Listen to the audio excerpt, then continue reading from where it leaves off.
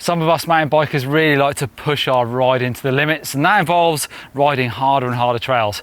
So here's a video with a list of the skills I think you need to master to make them more rideable, potentially a little bit easier, but also to help out with some of those really awkward features you're going to find on really hard trails.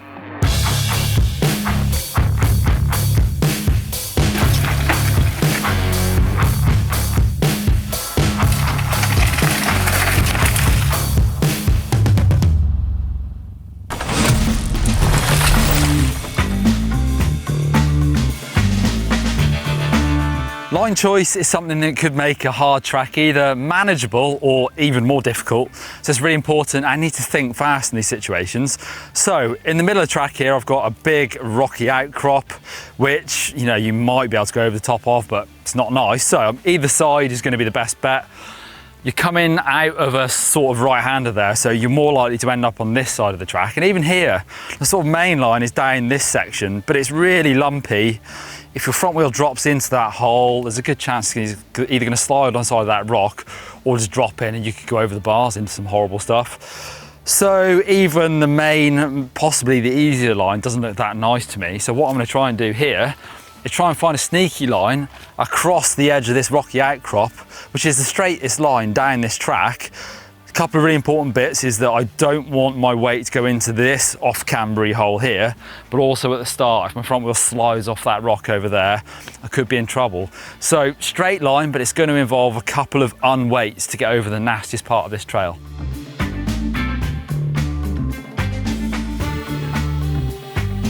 Switchback corners, I guess they don't fit into the scary part of hard trails, but nevertheless, they are quite hard to get round nicely and smoothly and quickly. Most of the time, it's just good to open it up. So you have got a bit of a bank up here on this example where you can get up nice and high just to take away some of that sort of tightness of the corner. So especially on the way in, I'll try and open up a switchback, but then you'll probably find there's a sweet spot in the middle. You can't really apex it because you know everything just falls in, especially with this one. You've got a nice camber to work with. If you go too low, then you're losing that camber anyway. So high, then to middle, and then this is the important part, is trying to get off the brakes and look round the corner so you can just get out of that corner with any speed. Because often it's sort of easy enough to come in quick, but coming out of a switchback with a bit of speed is the hard part. On a slow corner like this, you have to think about your wheel positioning sort of separately. It feels like you're picking your line with your front wheel. So I'm trying to get it wide and up, but if you don't do anything with your back wheel, you can see how it's going to drag around the inside. And that's really not going to work in a corner like this. I really want to sort of open the corner up with both wheels. And that is why I'm actually, you can see the marks, where I'm letting my rear wheel slide around. I'm trying to push it up a bit higher in the corner, because if I didn't do anything with it, like I say, it would just drag to the bottom. So I'm placing it a bit higher by getting a bit frisky with the back brake to slide it up and out. And then I can sort of angle my bike better for the exit. Being smooth with your steering and braking inputs are really key to keeping consistent grip. I'll also try and set up early and be in the correct gear for the exit.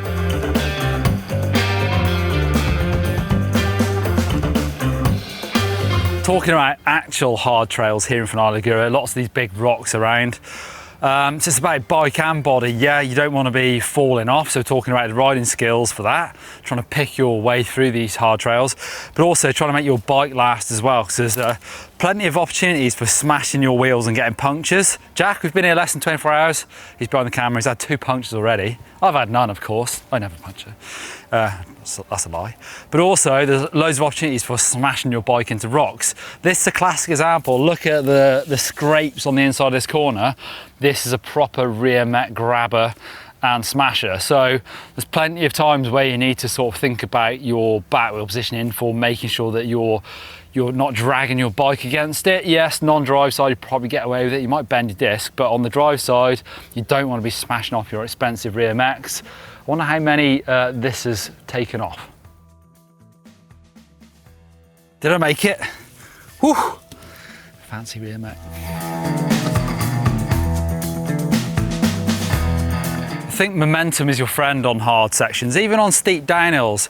Yes, don't want to go too fast because that could really make you have a crash. But I think when you're really stopping and starting and going slow, you're going to lose your balance. Same with this bit. We've got actually coming down, we've got a slightly awkward climb.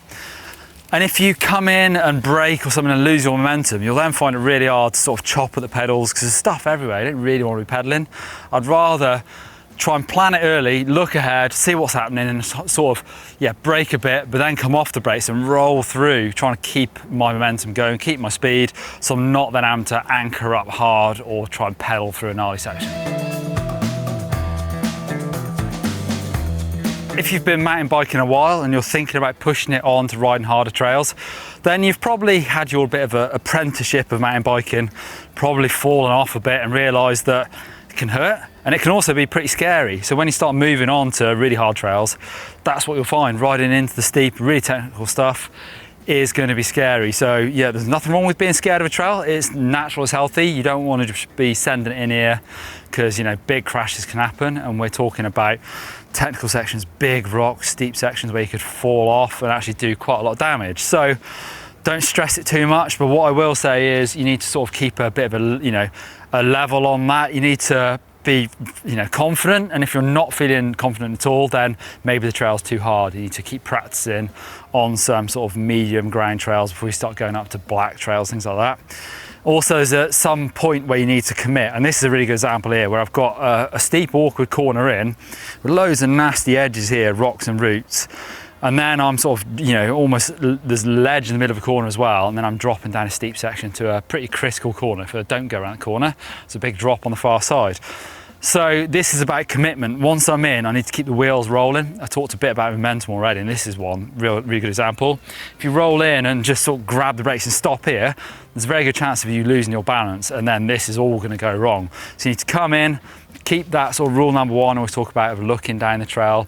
Hopefully that's going to sort of let you relax a bit and forget, you know, about how dangerous this is, and you're looking for where you want to be and not thinking too much about what you don't want to happen. Probably the most important skill, I think, for learning how to ride really hard trails is learning how to unweight the bike properly. Because basically either by just small unweights all the time to go over little edges, or actually proper bunny hops, you can make unrideable bits of trail rideable. Quite a good example here.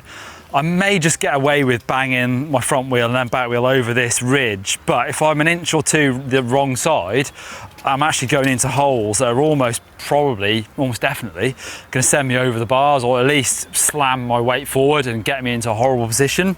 So this is a good example where I'm actually just going to take this sort of bit out of the equation as much as possible and actually unweight. Even if I clip it, it's okay, but maybe even just bunny hops or don't touch the thing, get up and over and land in that nice spot over there.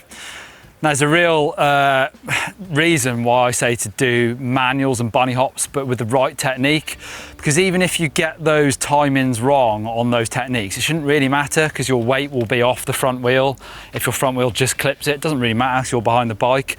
Whereas if you've done the wrong way of a manual and you've pulled up on the bars to try and lift the front wheel over, and then you drop it early, then you're in trouble because all your weight is still over the front wheel. Same with the bunny hop. If you catch the back wheel, hopefully it shouldn't really matter because your weight's not there. So it's all about good manual, good bunny hop technique, even if you're not doing them massively, just so the weight's coming off those parts of the bike in case you still hit that obstacle.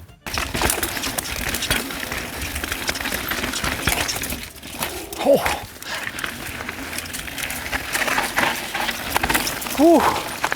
Well, that certainly is a hard trail. That one's called Cro-Magnon. We're in Gnarly. If you ever find yourself here, you want to challenge yourself, I'll recommend that trail. It's pretty full on. It's also been used actually for an Enduro World Series stage in the past, so don't forget you can check out all those videos on GMBN as well, previews, highlights, all the racing action. And definitely hit the thumbs up button just down below there, over there somewhere, if you like challenge yourself to ride some hard trails. Right, time for a refreshment, I believe.